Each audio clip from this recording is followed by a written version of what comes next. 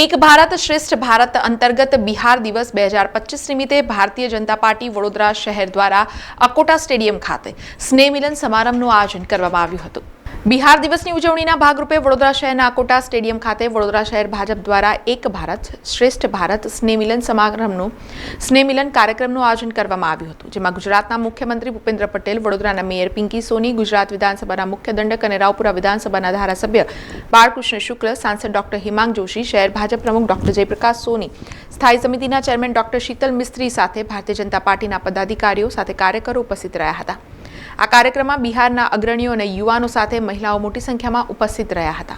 ગુજરાત અને બિહાર સેંકડો કિલોમીટર દૂર હોવા છતાં બિહારનો સ્થાપના દિવસ હોય કે બિહારના તહેવારો તેની ધામધૂમથી ભવ્ય ઉજવણી ગુજરાતની ધરતી ઉપર ઉમંગ અને ઉલ્લાસભેર થાય છે।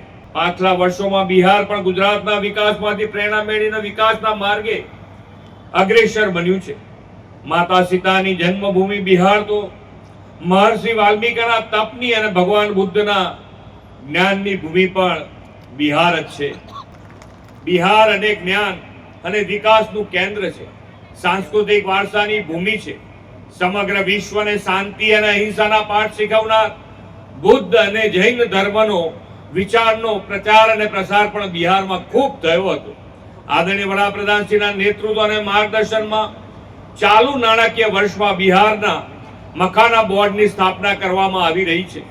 મને દ્રઢ વિશ્વાસ છે કે બિહારના રહેવાસીઓ તેમની પ્રતિભા, દ્રઢ નિશ્ચય અને સખત મહેનતના બળ ઉપર વિકસિત બિહાર અને વિકસિત ભારતના નિર્માણમાં યોગદાન આપવાના છે। સમાચારોના સતત અપડેટ માટે TNN ન્યૂઝને YouTube પર સબસ્ક્રાઇબ કરી બેલ આઇકોન પ્રેસ કરો અને અમારી સાથે જોડાયેલા રહો Facebook, Instagram અને Twitter ઉપર।